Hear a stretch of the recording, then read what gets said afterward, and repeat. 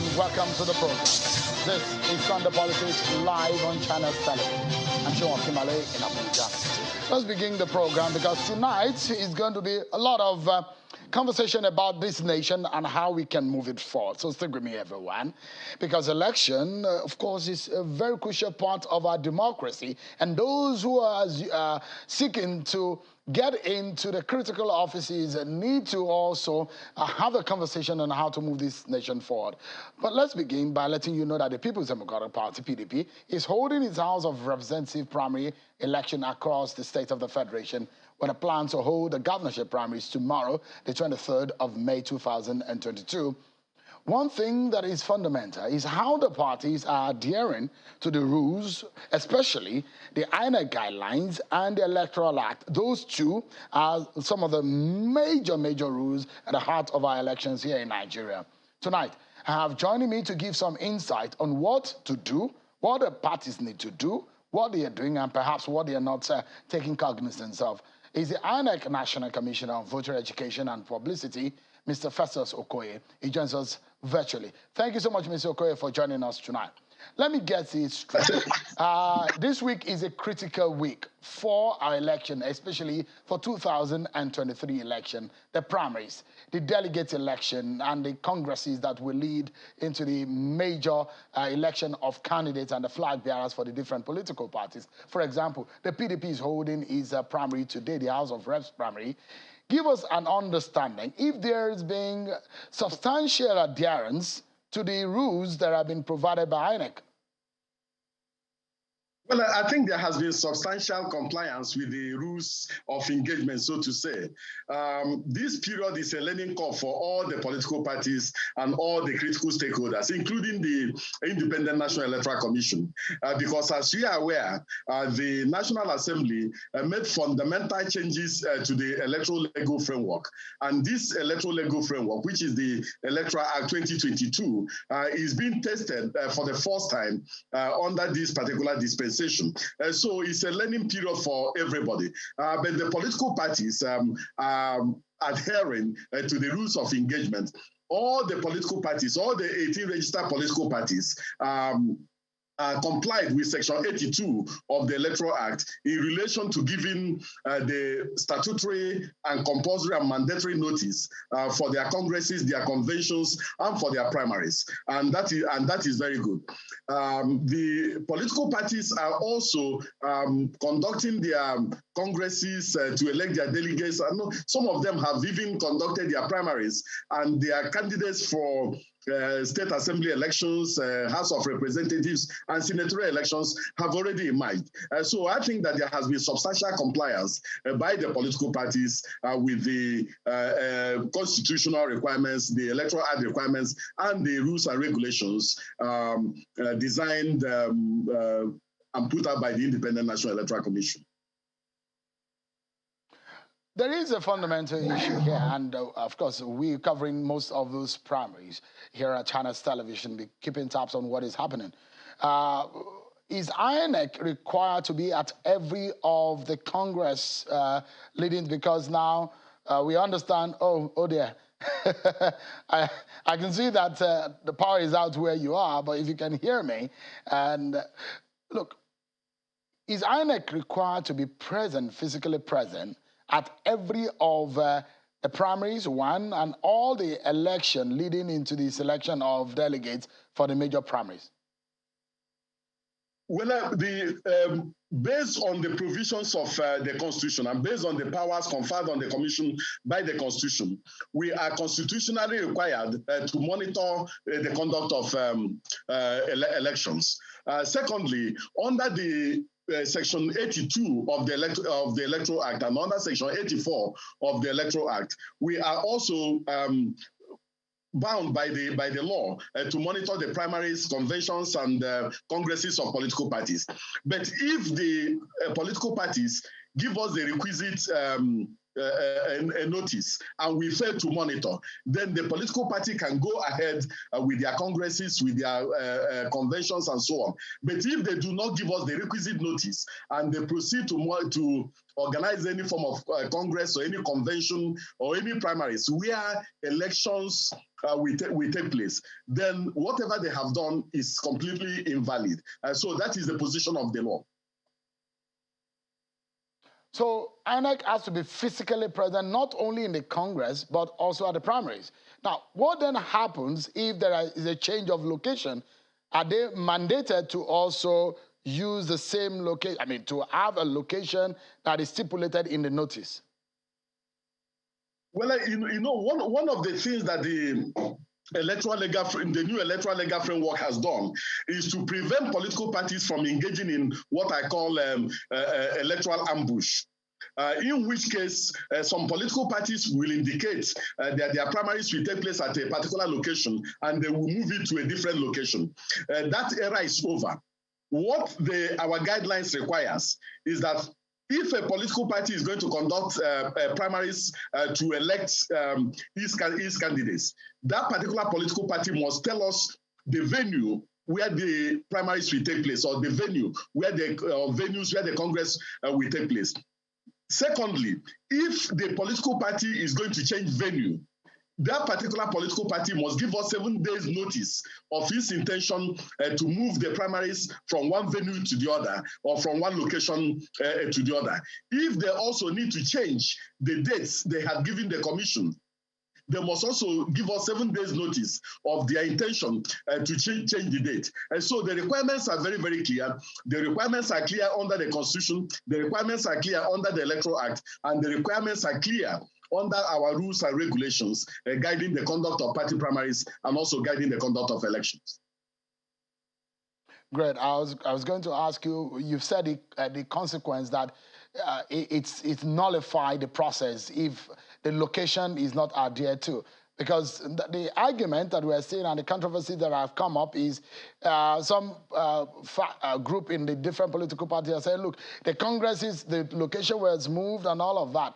But it's clear that what you have laid down tonight. But before we allow you to go, Mr. Okoye, if you can clarify for us, this issue of statutory delegates, the numbers of people who are going to be up for the primaries, what is the implication if those statutory delegates or elected delegates are wrongly elected for the primaries? Does it in any way nullify or void the primary?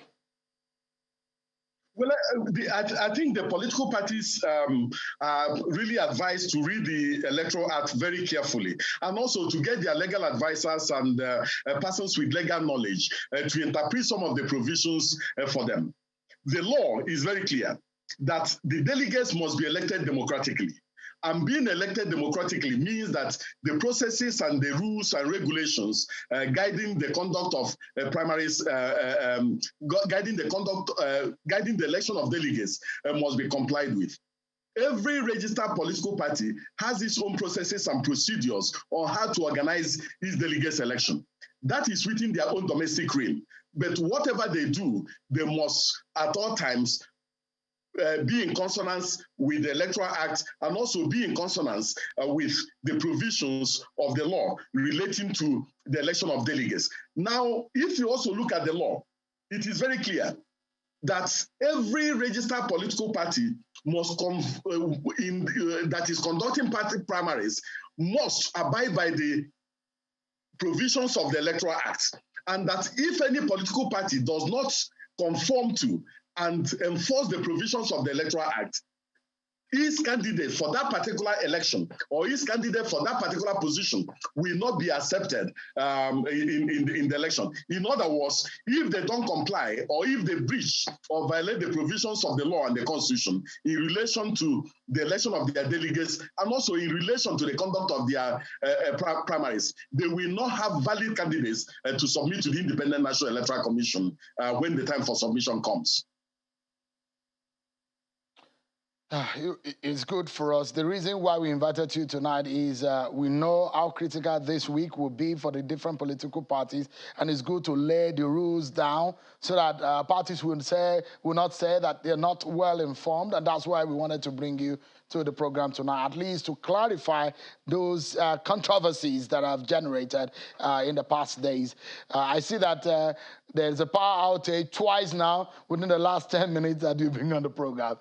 How prepared is INEC for this kind of situation? Should there be power outage?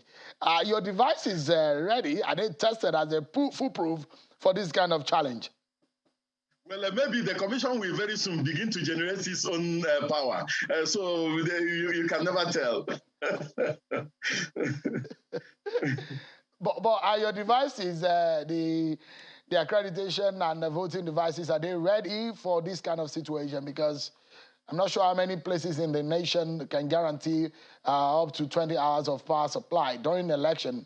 Are you ready for this kind of situation where there may not be power? How long can the devices last? To Abivas, the device has a storage capacity of 20 hours of power. So we don't have a challenge with that. And also in relation to our registration areas, we have generating cells in the 8,809 registration areas and in the 774 local government areas. So in terms of power outage, we won't have any challenge in terms of our processes and our procedures. All right. Thank you so much, Mr. Okoye, for your time tonight. And I'm very sure that the different political parties are now clearly briefed about the rules of engagement, because we are monitoring also, as much as the section 82 and 83 is saying that they must notify INEC and INEC must monitor all of these processes. Thank you so much, Mr. Okoye, for coming on tonight. I guess it will save them a lot of what we have done tonight. Thank you so much. Thank you so much. Yeah. Let's switch gears now and discuss the presidential primaries. That of the APC gets our attention tonight. The Senate president and one of the presidential aspirants of the All Progressives Congress APC, Senator Ahmed Lawan, has refuted a report of him withdrawing from the presidential race to pursue another term in the Senate. In a statement issued on earlier today by the spokesperson of Ahmed Lawan presidential campaign organization, Ike Ekelma, says Lawan clearly dismissed the possibility of running for another term in Yobe State Senatorial District.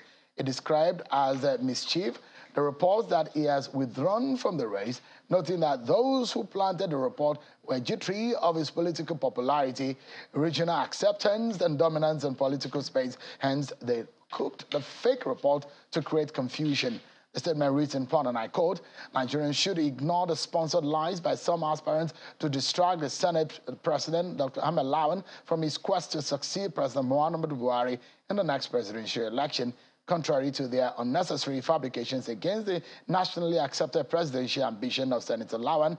We restate for the pleasure of progressive Nigerians that a falsehood trending currently in social media that Senator Lawan has dropped his ambition to run for another term in Yobe East Senatorial Zone is false.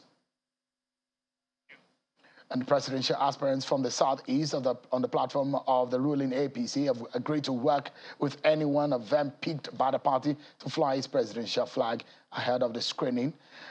Presidential aspirants will be screened tomorrow, Monday, the 23rd day of May 2022. The southeast APC presidential aspirants were in a closed-door meeting.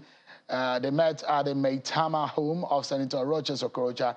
In attendance were Emeka Nwajuba, Ogbonaya Onu, Ken Namani, Uju Ken Oaneye, and Roches Okorocha.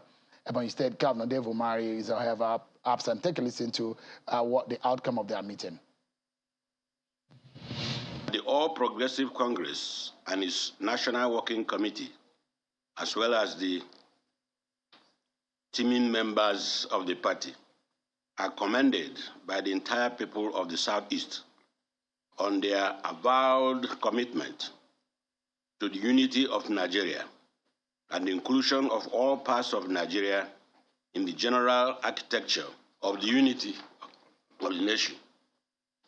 2, that we commend all Nigerians who are committed to the Nigerian project by the wholehearted support of the aspiration of the Southeast to produce the next Nigerian president in 2023. 3, that in furtherance of these commitments, all aspirants herein commit to align with any one of our Southeast aspirants that is accepted and chosen by other Nigerians to fly the flag of APC. All right, Senator Ken Inamani, former Senate President, reading the communique of the Southeast presidential aspirants on the platform of the APC at the meeting earlier today at Senator Richard Okorocha's residence. Now, tonight, we continue our conversation on the issues of fixing the nation's problems and our engagement with those who are seeking the highest office in the land. Tonight, we will be hosting one of my guests who earlier appeared on the program in the week, and I promised I will be bringing him back. He's an engineer and businessman turned politician. He was a former deputy governor, and he's serving out his second term as governor of Ebonyi State. Is a presidential aspirant of the APC. Governor Dave Umahi joins me live here in our studio in Abuja. Thank you, Excellency, for joining us. Thank you very much. It's good to see you, flesh. Thank you very much. Yeah. There were some glitches. We were unable to conclude our conversation. Exactly. A lot of people will say, oh, why don't you bring him back in the studio? Thank you so much you are able to make it tonight. Let's begin. You were absent in that meeting. You are the only candidate or aspirant of the Southeast extraction that was absent of that meeting. Were you not informed? That meeting, actually discussed that meeting with Senator Richard Okorocha, yesterday night, and we joked about it because earlier on, before the Southeast aspirants, declared, there were only His Excellency Minister Ngige, Rochas, and myself. And we had 3 meetings. I said, look, we'll come together and do a consultation together, contribute to a common cause to do that. And then we started hearing that some other aspirants were going to come on. But before then, Senator Ngige, had to withdraw his aspiration. And yesterday night, so we spoke and we said, look, we're going to take the meeting back to Senator Ngige to collect penalty from him. And it was at that point that Senator Richards later called me. I said, look, I've spoken to other aspirants. Can we do this meeting? And of course, we agreed to do the meeting. But after service, I was told that the screening would take place tomorrow. And I didn't know that you have to come with your original credentials. So I had to jettison to Ebonyi State and collected my, original credentials. So you have them intact? Yes. It's not been eaten partly by rats and rodents? No, not my own. There are certain credentials you have, no rat with it. No rat with it. Yes. You've laminated it. Because we are seeking the #1 office in the land, something will come under scrutiny. Exactly. So they're intact. Yeah, great. So that's the reason why you couldn't make it. Yes, and but we spoke, and I told them that, it's a good thing. Because when people, believe that Southeast cannot work together, the only thing I said is that we are not the one to choose, when people say, let's have consensus among yourselves. It has never happened, because the president that we be is not going to be the president for the only Southeast, for the entire Nigeria. So it's for the entire Nigeria too. So I said, look, we have to abide by whatever decision the party will come up, with. And if any of us is chosen, we should all come together. And so I contributed to that meeting, with respect to their resolution. Great. One of the outcome of that meeting is the fact that they will agree or abide by whatever decision the party. I mean, if the decision of the party does not favor the Southeast zone, would there be a different position by the Southeast aspirants? For me, I would say, look, I'm a party man. For me, and you heard the other aspirants, I don't think that they are men of, small integrity. They have said here that we all abide by whatever decision the party comes up with. We are under a party, and even if we like it or we don't like it, we can't disobey the party. So we abide by the decision of the party as far as the aspirants are concerned. One of the reasons you gave, or the major reason you gave for leaving the PDP, is that the aspiration of the Southeast may not be clearly respected. Does it look like that is going to be achieved in the APC? Well, that's the prayers. You hope for something, you pray about it, but but my position, vis-a-vis, Southeast in APC, and my position, on this particular matter in PDP, there are two different distances. Because my position is, look, we've been voting for PDP as a region. And you can't, among your peers, you always vote. One day you ask to be voted for. And so when I saw that trait, I said, look, I won't stand it because I won't know what I'll tell our people. And it does appear that that fear is still not yet eliminated. I thought that PDP, by the way they attacked me, including my own brothers, that they would have, proved me wrong. But it looks it's not going to happen. You think that the PDP will not pick a Southeasterner? I'm just saying that they should prove me wrong. And that is what they're supposed to do, because they called me names, when I had that revelation. Remember, I'm a man of God. When I was in PDP, or Baseke was in APC, and I predicted I was going back. I didn't know how it was going to go, but I say he was going back. And of course, one of the governors said I should be disciplined. But that was a message from God, So I saw a revelation that, look, we're going to be shortchanged in PDP as a region, having performed, our duties, and cooperated with other regions in South, and in fact, entire Nigeria. So we should be, as a matter of equity, justice, and fairness, be allowed, even for once, even to contest and fail, even if I have to use that word. So the PDP, so for you, when you heard that the PDP threw the race open to every region of the country, you felt that what you have emphasized in the past is coming to pass. Well, I just laughed both in vernacular and in the spirit. That's what I can tell you. I laughed very deeply, and I needed to have words from those who attacked me, especially my own brothers that attacked me. They have to tell the Southeast people what happened at the end of that exercise, and they failed to clinch it, because I blew that alarm, and they're supposed to enhance that alarm. They're supposed to, say, if I were them, I would say, look, this is our son. Why don't you make a promise? The zoning that took place in 2019 took place 1 year, 1 year before the election, before the primaries. And that's what I expected, PDP to come out clear to say, look, we're going to compensate you. You've been voting, and you've been, abiding, party people. So we have to give you a chance. And there are credible, aspirants from Southeast in PDP. I can tell you that. Well, I mean, the case is not different in your party. Your party seems to have thrown it open too. How much, talking on, that's why I say that, the situation in PDP vis-a-vis Southeast is totally different from this, in APC. Because APC is just about 7 years in existence, or 8 years in existence, if you like, and 7 years in power so far. And if you check the voting pattern, you find out that it's only in 2019 that we became wiser as a people. Otherwise, in 2050, we had to put all our eggs, in one basket. And it's been there, since 1999. And that's the anger that, all our eggs were in one basket all along, the basket of PDP. And so you wouldn't give us even a chance. But this one is only in 2019 that we, because of whom Mr. President, is, his pedigree, across, and his love for Southeast, whether anybody likes it or not, then some of us came out openly to say, look, we need to be wiser. We need to give Mr. President at least 25%. And a couple of states in Southeast did that.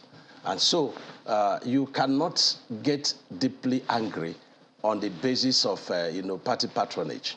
But what we are talking about is the issue of equity, fairness, and justice, as far as the nation Nigeria is concerned. It's not going to be entirely on the basis of, patronage to because APC. Those will say, look, what you ran away from the PDP, is perhaps looming in the APC. Your colleague governor of Ondo State, Rotimi Akeredolu, has asked the APC to come clearly on the issue of zoning, that the party should not be ambiguous about the issue of zoning. But your party has not since come out to say whether or not they are zoning the... and people will say, look, if the party went into the National Convention to elect its leadership by zoning, why has it been difficult for the party to come clean on the issue of zoning?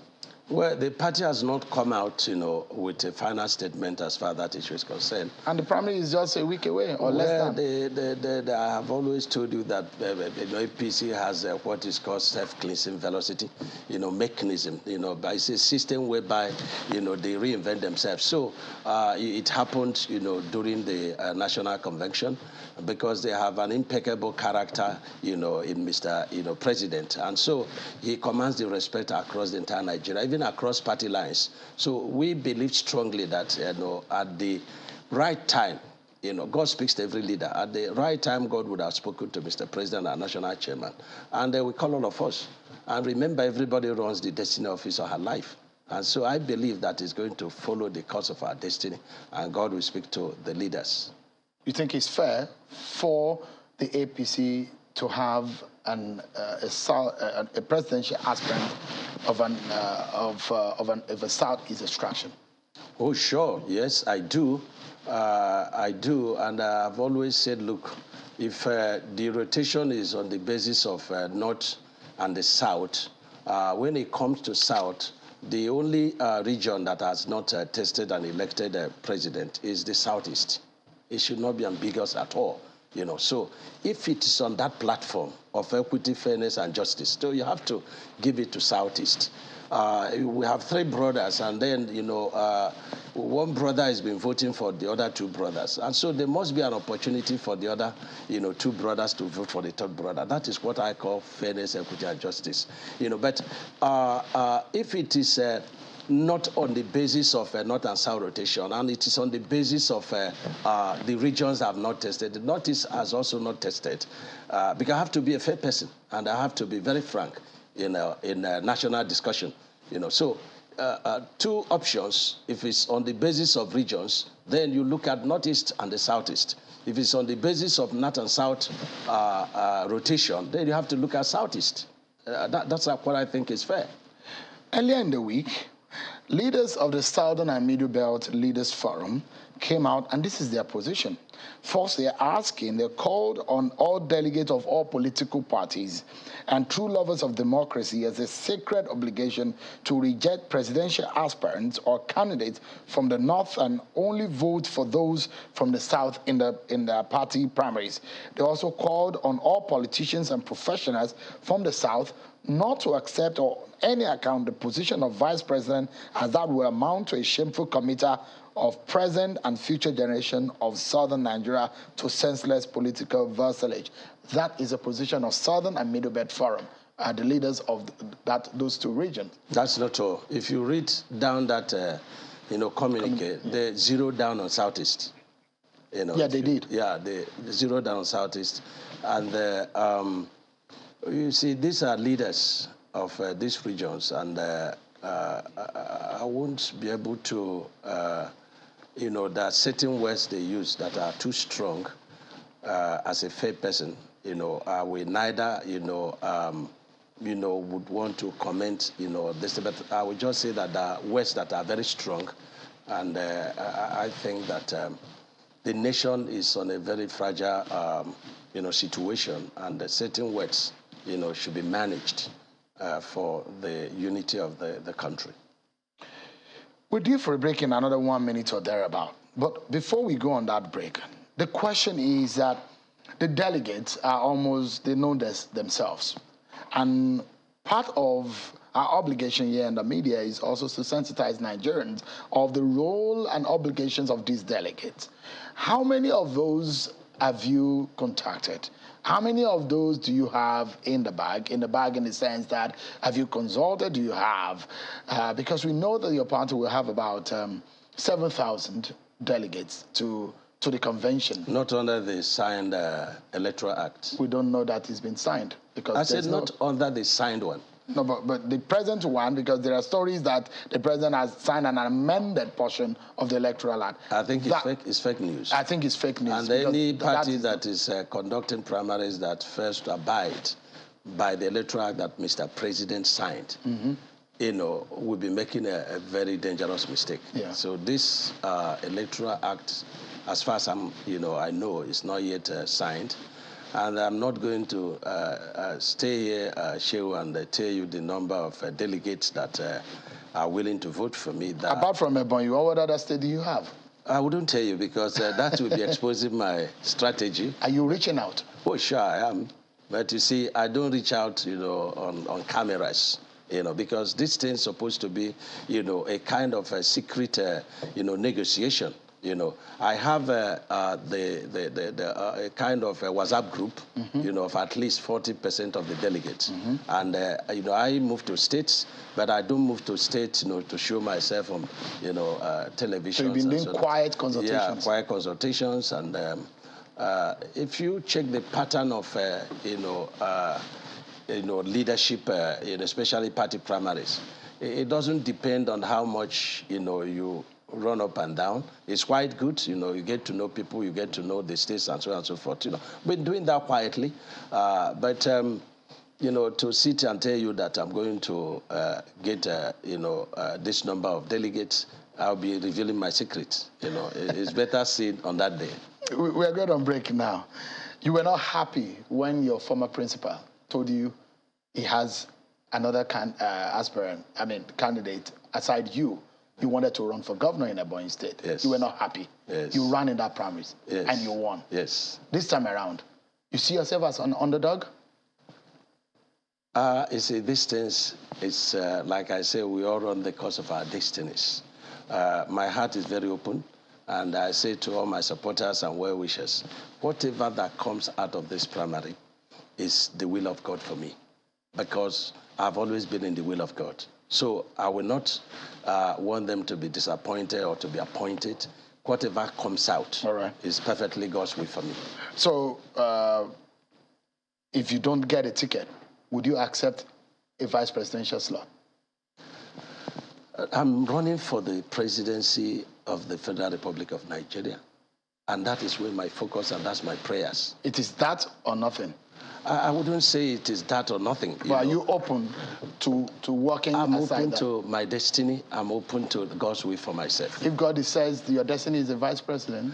Who am I to say no to God? Let me tell you something, Shehu. I always maintain that, in every project of mine, I'm running only against God or with God.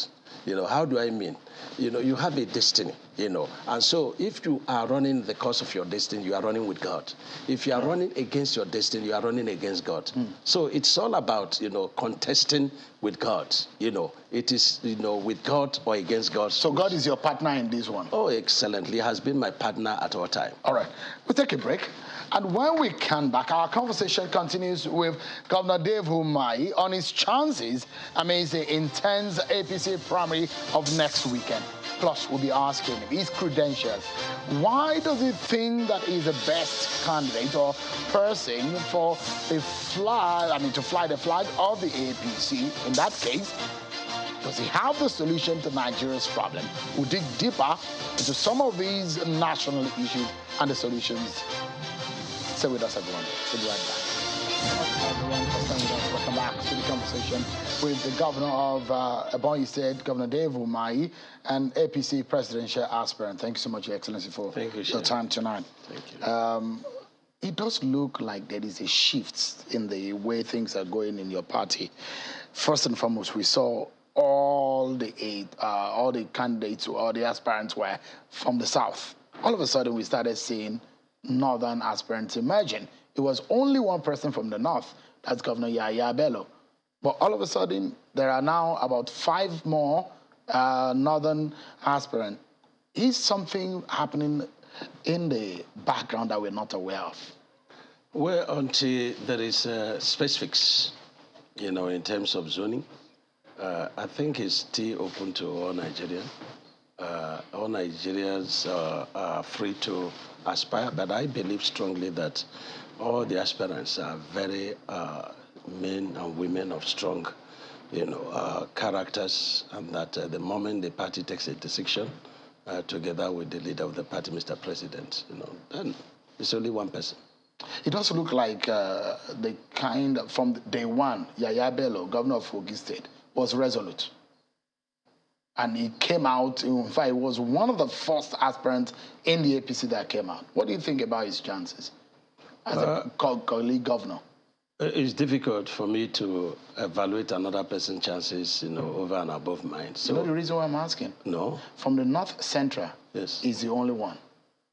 I don't know how many are from the Northeast. I think we have the Senate President.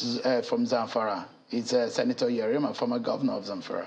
From Northeast was also Senator Hamed Lawan. So there are people from the Northeast, not only one. But from the North Central is the only one.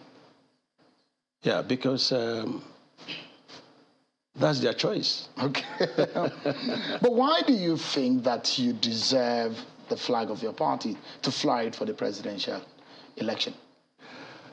I have the conviction, that God has hands, in my affairs, and the manner and the way I came to the leadership of the state of affairs in Ebonyi State was also by the finger of God. So whenever I get, leadings in my spirit about a matter, I go into it. And I go into it, contesting with myself. And I believe strongly, my faith says that, he that is faithful in a little has chances of more, given to him. And I think that in terms of, nearly all the indices, that are needed now to move what Mr. President has done to improve on them, because whether Nigerians, like it or not, this president has done very well. And so if it is in infrastructure, if it's in security, if it is, uniting Nigerians, believing strongly in one Nigeria, if it is in economy, if it's in indices of, state sustainability or transparency, I think that God has helped me to do extremely very well in each and every one of them. And the evidences are there. And I also believe that Nigerians are very tired of political promises. They want to see evidence of what you have done. And I have evidences of what I've done. And I believe that what I've done, could be replicated at the national level, could be said to be the microcosm of the macrocosm that Nigerians, are waiting, for. Let's take you up on your credentials, what you have done in Ebonyi State. Yes. Since that is the basis in which you say you've done little, you should be given more. In terms of security, situation is worsening in your region. Do you have an answer? Well, you see, the security situation in the country, I've always, told people that if we didn't have the kind of the president we have, that is very humane and not vindictive, nobody knows where Nigeria would have been by now. And so he has helped us so much tremendously, in the security of Southeast. This thing started like a joke, and today it is quite, a big issue. In my state, there was a time that the insecurity was, highly politically motivated. And the targets were Imo State, APC, and the Ebonyi State, the moment I defected. We didn't have this large scale of insecurity in my state until I defected. And, from security... So it's politically motivated? Yes, of course so you've heard... if the security is politically motivated, have you assessed what is happening also generally in Nigeria? Does it have a slice of politics in it? You see, the point I've always been making is that we leaders... we have to think about the nation first. But that's not what everybody is doing. There's less patriotism. If it is not going my way, it's extreme politics. So nothing happens. There are certain statements that we make as leaders, that tend to, elevate this, insecurity. So what you have done in Ebonyi State is bottom-top approach. We had to engage the natives, get some intelligence. We had to engage the traditional rulers. We engaged the political class.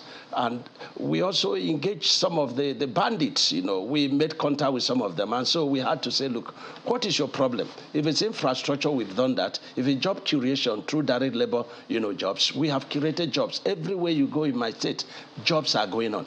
Even as I'm talking to you, there is no local government in my state that projects are not going on. So what did the bandits tell you when you interface with them? They are angry. About what? About, lack of what to do. And so we said to them, okay, if your only problem is that, you didn't have formal education, there is no job for you and so on and so forth, we put them together and said, look, if you will stop attack on our, strategic infrastructure and then killing of our people and attacking security agencies, we can rehabilitate you. And so we have rehabilitated a number of them. We even had to move from state to state, especially in Southeast, and ask them, look, if you have no means of livelihood in those states, please come back home. We'll be able to engage you. Are you going to build settlement for them too in the Southeast or in a Boeing? No, we have this cultural affinity in Southeast. They all have homes, they all have relations, they all have families. What tribe are these people? Are they Nigerians?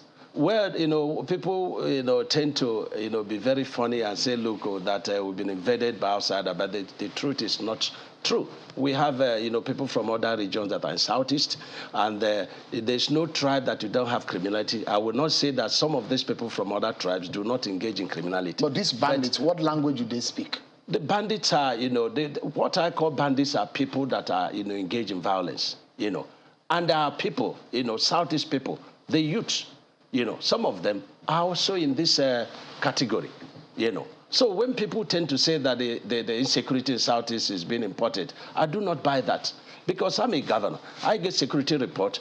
We have arrested a number of these people, and it should be about maybe 5 or 10% of the people that are outside, Southeast. So you cannot say when you have, up to 90% of our youths that are engaged in this thing, and you cannot say that it's been infiltrated by others. Should you, Governor Umahi, emerge as the president of Nigeria, do you think it will douse the tension in the Southeast? Oh, definitely.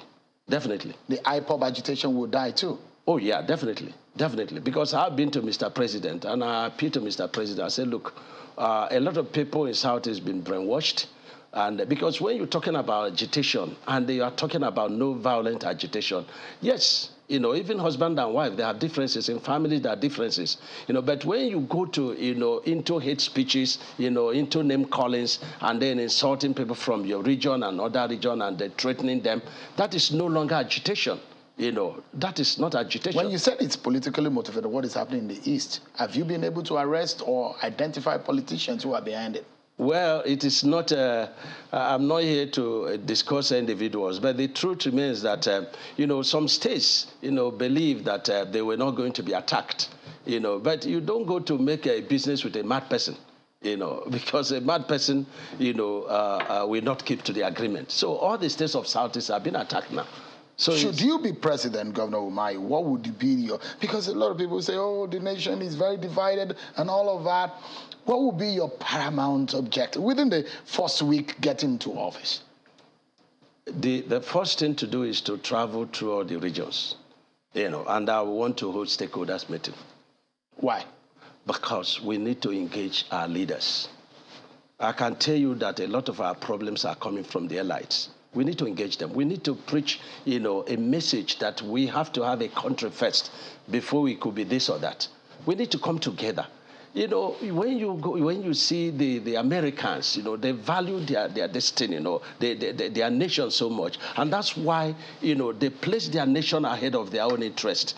They fight for their nation. And this is the kind of culture we need to, begin to imbibe in Nigeria. That politics cannot divide us, religion should not divide us. And all these indices, should be looked into, and then they aggregate to having a kind of national discourse, where we need to place the interests of the nation ahead of our own individual interest. So, if you say Ebonyi State, what do you think your legacy has been in the last 7 years of leading that state? First and foremost is that, You know, when I say that Ebonyi State agitation for Biafra, I say there is another different kind of agitation for Ebonyi people. Because in the town southeast, we've totally been underdeveloped. And so our people lost confidence in themselves, you know. So before we came on board, and of course I must commend the first executive governor, Dr. Sam Igbo, you know, and also commend my immediate boss, you know, Chief Elechi. They all did very well because it's very difficult to lay foundation. You know, people do not understand that for you to, you know, push a car, you know, it's more difficult than when the car is already, you know, pushed. So I must commend them. But you see, through all those years, they were trying to build confidence in our people because there have been years of oppression and suppression, and they resulted to anger and lack, you know, loss of confidence. So we started working on the confidence of our people, and what we had to do is to begin to do, you know, macro projects, you know, very, very serious projects that will not be found in Southeast. All right, so we showed some of the pictures of some of the things you've done, but on a final note, a lot of Nigerians are watching you now, Governor Umahi, and you will talk about Ebonyi and Ebonyi rice and all of that. But the question is of what economic difference or what magnitude of difference has that made in the economy of Ebonyi State, in economy-wise, and how do you hope to transport that into the national economy of Nigeria should you be president? Well, it has, not just in the economy of Ebonyi State, also in the economy of Nigeria, because we have a lot of outlets in Port Harcourt, in Abuja, in Lagos, where we say this Ebonyi rice. We have a lot of Nigerians who are distributors to this Ebonyi rice, and we are very proud of it, and Ebonyi rice is quite nutritious. You can cook it without even salt or even without, you know, any protein. How much of your economy does it take, can you boast that it takes? Yeah, you can give it about 20%, you know. 20% Ebonyi rice. And when you become Nigeria president, should you become Nigeria's president, how much of economic turnaround can you achieve? We start looking at, you know, agriculture, you know, of course, solid mineral, you know, and then there's one aspect that you're missing, and this issue of direct labor. You know, I've used it very successfully in Ebonyi State, and that's why, you know, in a lot of indices by the World Bank, you know, evaluation and the Bureau of Statistics and the Ministry of Finance, we came first in a number of them, you know. And so what is happening is that through this direct labor, the capital flight is minimized. And one of my legacies I can tell is that I've made more engineers, more businessmen and women than politicians. You know, if I become president, I'm going to come up with policies that tend to emphasize, you know, politics over, you know, doing things with your hands. You know, I believe from where I'm coming from, business background, that we need to create jobs through direct labor. And we can only contract those jobs that our people will not be able to do. And through this, we import the technology that we desire and then be able to also invent a number of machineries, you know, that can help us to improve our industries, agriculture, and, of course, infrastructure. Governor David Umahi, thank you so much for coming tonight, and I wish you the very best in your pursuit. Thank you very much. So much. Thank you. Thank you, sir. Well, just before we go, here is my final word, everyone. Come around and everyone, let's have a family conversation. 2023 election and whoever becomes Nigeria's president will be a great determinant factor on how this country is shaped going forward. Let's say it's a make or mar election for our country, Nigeria. At this point, there is no sitting on the fence, everyone. Both the young and the old must rise up and heed the clarion call to play their own role. But today, I need a heart-to-heart talk with a section of the political class. They are the less than 1% of us, and the interesting thing is they are the most critical at this point. There are less than 4,000 of them in the PDP and about 7,000 of them in the APC. They call them the beautiful brides. No aspirant will mess around with them. They have the power to vote in or vote out anyone as they wish. The reason aspirants have been cutting them, whatever decision they make, the party is bound by their choice, and that will be the name on the ballot and the face of the party for that election. The sad thing will be if the delegates choose badly. The rest of the millions of voters in Nigeria are left with no option but to pick from the choice of the delegates. Several factors influence the choice of these delegates. Some of them, sometimes they are the leaders who are responsible for their election and selection in that role, and some other times money politics, which we have seen happen many times. That is a dangerous path. Mr. or Miss Delegate, let me let you know that the future of this country is in your hands, and you cannot blame anyone for how it turns out, because that your single vote can determine the fortunes of this great country. Please don't sell it. Nigerians now know that you are responsible for the choice presented by your party. We are all watching and waiting. If you will be counted as a patriot or one that will be swayed by a plate of porridge, the coming week will be very critical. The ball is in your court. Choose wisely. And that is my final word tonight. And that's our show for tonight, everyone. Many thanks for watching. I'm Sean Kimberley. Bye for now.